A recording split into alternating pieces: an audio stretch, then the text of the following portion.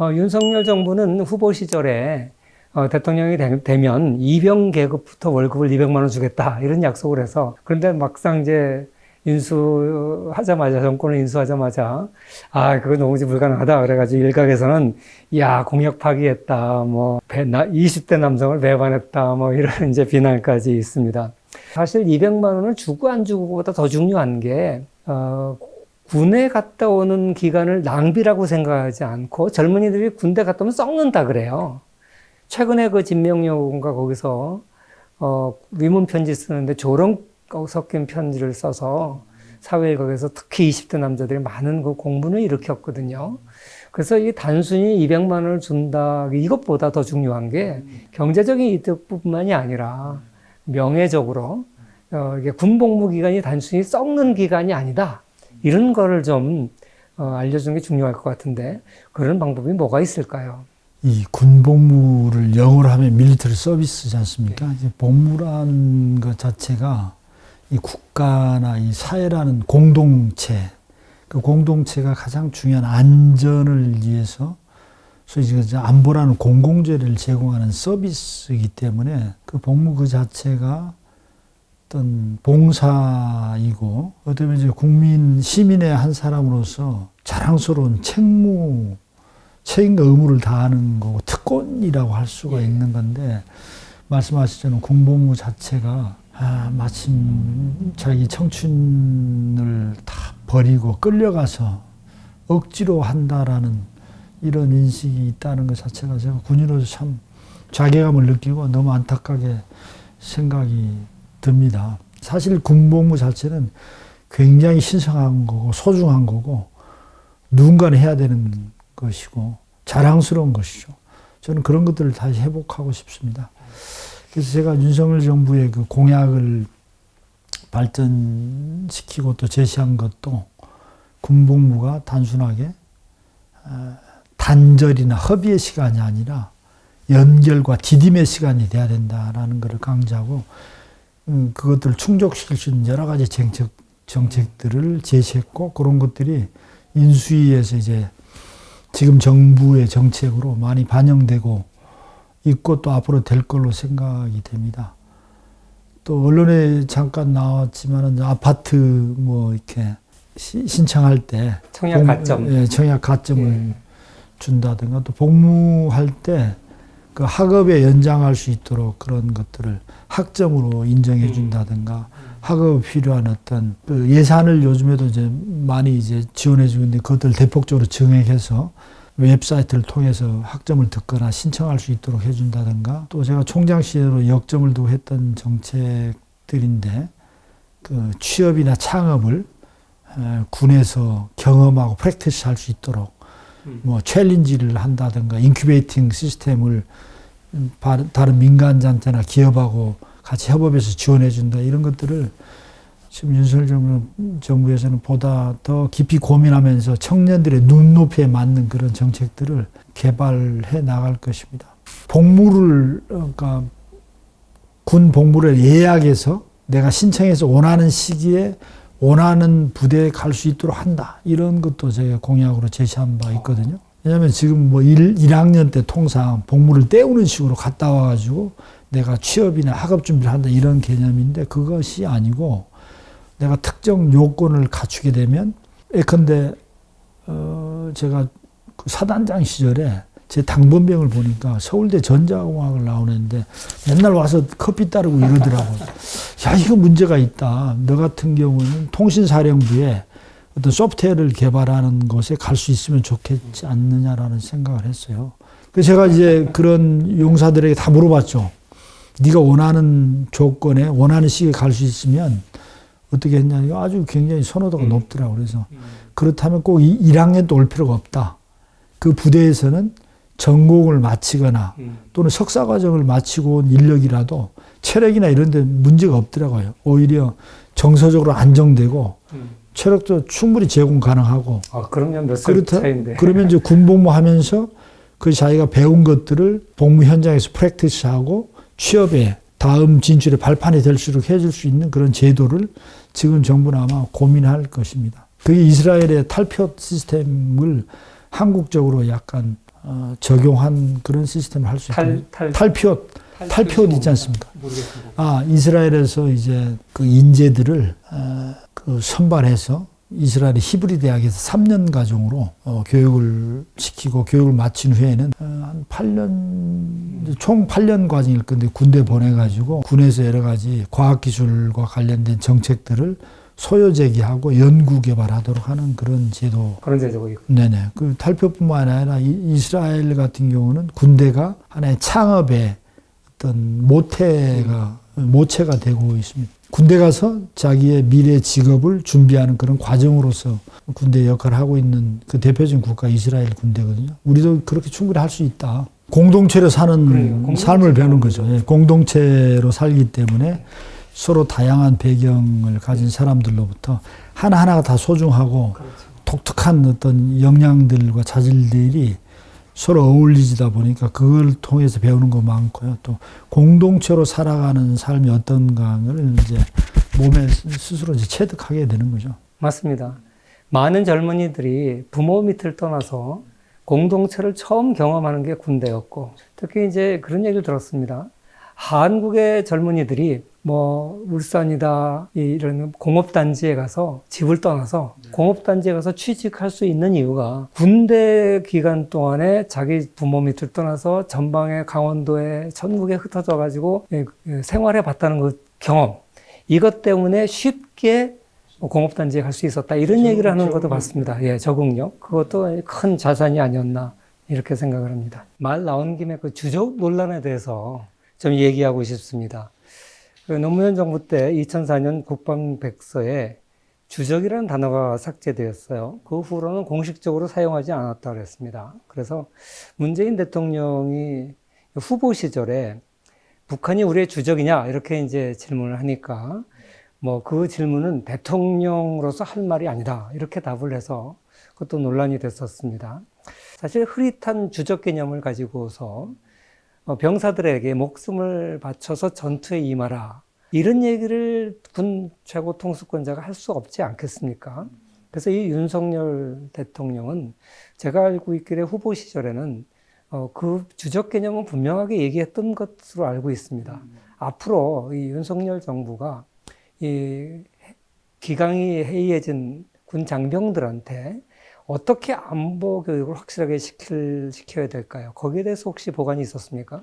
첫째는 이제 주적 개념을 분명히 한다는 건데, 그거는 이미 이번에 새롭게 임명된 그 국방장관께서 청문회 과정에서도 그러한 개념을 명확하게 거기 청문위원들이나 국민들 앞에 제시했고, 또 취임 이후에도 각종 국방부에서 예하부대로 하달된 자료에도 그런 개념들을 분명히 표현한 걸로 저는 그렇게 이해하고 있습니다. 군이라는 거는 앞서도 말했지만 어떤 외부의 위협으로부터 자기 자신과 또 소중한 가족, 친구 뭐 이런 국가의 가치들을 지켜나가는 존재이지 않습니까? 북한이라는 거는 우리의 주적이긴 하지만 남북관계가 변함에 따라서 과거의 어떻게 보면 이제 평화와 또는 협상의 또는 포용의 대상이 될 수도 있다고 봅니다. 또는 적 개념은 상황에 따라서 변하기도 하고 확장되기도 합니다. 예컨대 우리의 위협이 되는 세력은 북한이기도 하지만 또는 주변의 여러 나라 제3국이 될 수도 있습니다. 군이라는 것은 당장 직면하고 있는 군사적 위협에도 대비해야 될 뿐만 아니라 미래에 또는 잠재적인 위협 또는 어떤 비군사적 위협에도 철저하게 대비를 해야만 현재는 물론 미래에도 국민의 안보를 지켜내고 국가 영속성을 보장할 수 있기 때문에 군대가 왜 존재하느냐라는 것은 당장 눈앞의 위협뿐만 아니라 우리의 다양한 위협에 항상 적응할 수 있는 태세와 역량을 이게 바로 이제 군의 본질이고, 우리 청년들이 군에 들어왔을 때 너 왜 군대에 들어왔냐, 왜 군복을 입고 있느냐라는 질문을 스스로 하고 스스로 답을 할 수 있을 때 그게 강한 군대가 된다 봅니다. 내가 북한이 적이기 때문에 그들과 싸우러 왔다라는 개념 이전에 내가 군인으로서 소중한 가치들을 지키기 위해서 또는 우리 현재와 미래 위협에 대비해서 계속 국방력을 유지하고 강화하기 위해서 우리 군대가 존재한다는 그런 측면에서 참여하는 군인이나 또는 군대 밖에 있는 영역에 있는 국민들이 군대를 그런 시각으로 바라본다면 우리가 주적 개념뿐만 아니라 군의 정체성과 존재에 대해서도 아까 말씀하신 대로 군인들도 존중하고 그들이 좀 더 사회와 호흡하면서 국방력을 발전시켜 나갈 수 있는 여지를 갖게 된다고 저는 보고 있거든요. 또 군도 사회의 일환을 하는 생각을 해야 된다. 또 하나는 우리가 좀 더 전략적인 어떤 그 안목을 가져야 된다고 봅니다. 북한이 적인 건 분명하죠. 주적인 건 분명하지만 또 통일부나 국민의 입장에서는 또 포용의 대상이기도 하기 때문에 그 일방적으로 북한을 적으로 하는 것은 이제 군사적 관점이나 국방 차원에서는 너무 당연하지만 또 그렇게만 국가 정책을 추진하는 데는 한계가 있기 때문에 그러한 것들 명확하게 좀 이해한 바탕에서 주적 개념을 군인들에게 알려주고 군의 어떤 본분을 제대로 지키도록 하는 것이 필요하지 않나. 굉장히 어떤 성숙한 접근이 필요하다고 봅니다. 사실 또 하나 질문을 드리면 이건 문재인 정부 동안에 전방사단 축소하는 거에 대해서 우려하는 사람이 많았습니다. 또 해안 철책, 또 대전차 방어망을 제거한다거나 이런 거에 대해서 굉장히 우려를 했습니다. 군 장비가 현대화되고 이제 사람 중심의 배치보다는 이렇게 전략 전술이 바뀌면서 옛날부터 했었던 거다. 이런 이제 이런 답변도 하고 해안가 철거는 이제 시민들한테 돌려준 거다. 이건 요구 때문에 해준 거다. 이런 이제 답변들도 있었습니다. 그래서 우리 같은 이제 민간인들 입장에서는 도대체 누가 말이 맞는지 양쪽 다 전문가들의 얘기라서 좀 이제 그 평가하기가 좀 쉽지 않습니다. 문재인 정부에 들어와서 어떤 군사력을 약화시키기 위해서 북한의 입장을 대변은 들어주기 북한 편 약간 좀 빨갱이 이런 논란하면서 그런 건 절대 아니고요. 그건 이제 과거 우리 사회의 변화, 특히 이제 인구의 변화, 청년 자원의 감소. 과거 2000년대 우리 군이 65만, 66만이었거든요. 예. 이제 그 이전에는 청년 자원들이 출산율 같은 경우는 100만 명 정도가 됐었습니다. 예. 군에 들어올 수 있는 청년 자원들이 100만 명 한 절반 정도, 50만 명 정도 되는데 최근에는 25만 명 이하 정도로 이렇게 급격하게 계속 줄어들고 있지 않습니까? 이제 그러한 변화들을 반영한 국방 계획을 추진하는 과정에서 나타나는 현상인 거죠. 예. 또 하나의 측면은 과거에는 이제 병력 의존적인 그런 군사력, 군대였다면 지금은 과학기술을 접목한 과학기술 중심의 군사력으로 현대 군대를 맞도록 변환하는 과정에서 그런 전방사단을 일부 통폐합하고 그 병력을 대체할 수 있는 새로운 무기체계들로 보강해 나가는 그런 과정에 그런 전방사단이 일부 이제 줄어든 거라 할 수 있고요. 철책이라든가 전차 장애물, 하천상에 있는 용치 이런 것들은 그것도 여러 가지 사회 현상하고도 맞물려 갑니다. 그 도시화가 진행되면서 도심 중간에 있는 방벽이라든가 장애물들이 굉장히 흉물로 남아 있기 때문에 또는 군사적 효용성도 더 이상 없는 것들이 있습니다. 옛날에는 단일 적군로였기 때문에 그것만 차단하면 적의 어떤 기계화 부대나 병력들이 진출하기 어려웠는데 이제는 너무 길이 많아가지고 그 자체가 큰 가치가 떨어진 거죠. 그런 걸로 서서 이렇게 현대식으로 바꿔나가는 과정에서 또 이제 침투하기에 성공하기도 쉽지 않고요. 또 다른 수단은 얼마든지 남한 사회에 있는 어떤 군사 목표라든가 핵심 시설 같은 거를 다 파악하고 첩보를 확보할 수 있는 수단이 있기 때문에 그때 의존할 필요가 없게 된 거죠. 그래서 그렇다면 우리도 철책을 구태여 우리가 그렇게 지킬 필요가 없겠다. 국민들에게 더 많은 걸 제공할 수 있겠다. 이런 사회 발전에 따라서 군도 서서히 개방하고 현대식으로 변화되는 군사실도 그렇게 되는 거죠. 그런 식으로 이해해야 된. 조금 아주 현실적인 얘기가 이제 우크라이나 전쟁 저게 얼마나 지속을 계속 할 것인지 군사 전문가이시니까 좀 그 얘기 그것도 좀 한번 묻고 싶습니다. 사실 지금 우크라이나 전쟁 때문에 지금 우리가 힘들어요. 우리 같이 수출을 많이 해야 먹고 사는 나라가 석유값 오르죠. 곡물 가격 오르죠. 지금 곡물은 99.9% 밀가루 얻어 수입합니다. 그러니까 지금 경제가 진짜 정말 어렵거든요. 그래서 도대체 저 전쟁이 언제 끝날지 사실 굉장히 답답한데요. 얼마 전에 다보스 포럼에서 헨리 키신저 전 미 국무장관이 와서 우크라이나한테 이제 양보하라 그랬대요. 이제 지금까지 뺏긴 거 그냥 주고 전쟁 끝내라 그러는데 지금까지 뺏긴 지역이 우크라이나 전부 국토의 20%나 된다 그러거든요. 그리고 우리나라 한반도가 아니라 우리 남한보다, 한국보다 넓다 그래요. 그러니까 그렇게 넓은 지역을 이렇게 내주면, 그러면 다음에 또 이제 러시아가 좀 재정비해가지고 또다시 또 한 반 내놔라. 그렇게 안 한다는 보장이 없지 않냐. 그러니까, 우크라이나나 국제사회에서도 절대 양보 못 한다. 또 미국의 입장에서도 이참에 러시아 좀 고생시키고 재래식 무기도 좀 다 소진하고 러시아 좀 골탕 먹이려고 하는 또 미국의 전략도 있지 않겠냐 이런 뭐 여러 가지 얘기가 있더라고요.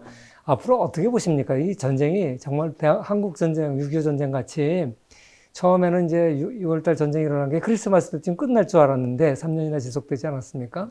혹시 여기도 그렇게 되는 것이 아닐까 하는 염려가 좀 들긴 하는데 어떻게 보십니까? 뭐 굉장히 예측하기 어렵지만 이제 제가 개인적으로 보기에는 양국의 그 말씀하신 대로 그들 전쟁의 목표 또는 그들의 전략의 목표가 얼만큼 달성했느냐라는 그 양국의 판단에 따라 좀 달라질 거라고 봅니다. 러시아 관점에서 볼 때 최초의 전쟁의 목표가 그 우크라이나 정부를 완전히 전복을 시켜서 자기의 친러시아 정부의 세력들을 세우고 또 우크라이나가 나토라든가 친서방 정책을 추진하지 않도록 친러시아 성향의 국가로 변환되는 걸로 이렇게 목표를 하지 않았습니까?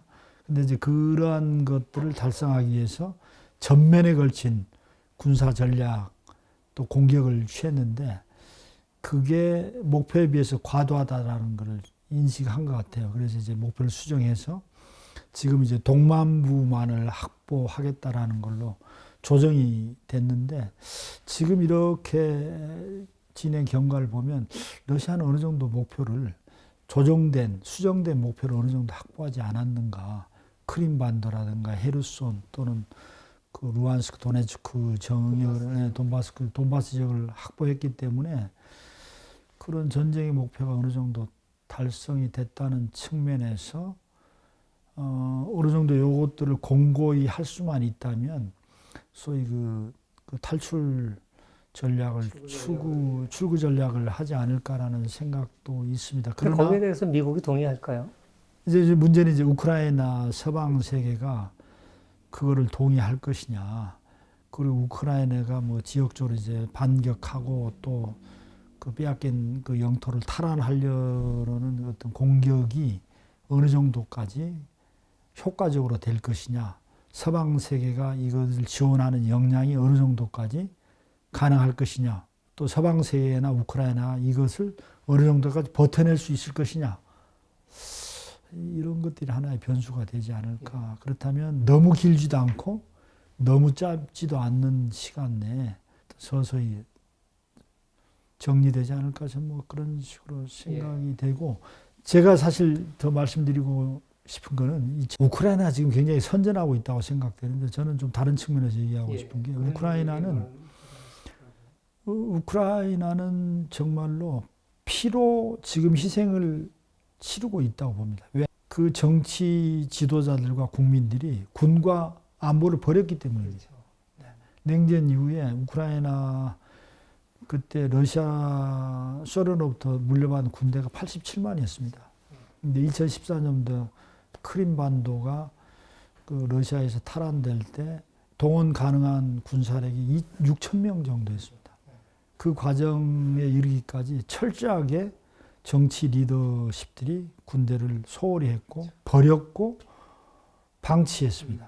국민들은 또 혼란이 있었고 분열됐고 그 결과 때문에 물론 2014년 이후에 더 이상 이 문제를 이대로 둘 수 없다라는 리더십들의 판단 때문에 미측이나 뭐 서방 국가의 지원을 받아서 군대를 재건하고 훈련시키고 또 국민들이 각성해서 민병대를 편성하고 그런 노력 때문에 겨우 이 정도 버티고 있는데 지난 100일 동안 우크라이나가 그 치렀던 대가는 만약 그렇지 않았더라면 그것들을 적정하게 군사력과 국방력이 투입했더라면 지금 사태를 맞이하지 않았으리라는 측면에서 볼 때 얼마나 평시에 안보가 중요하고 그들이 이것을 이렇게 소홀히 했을 때 얼마나 큰 값을 치러야 되는가를 여실히 보여주는 거기 때문에 우크라이나가 잘 싸웠다고 생각하는 것은 굉장히 그 한 면만을 보는 것이다.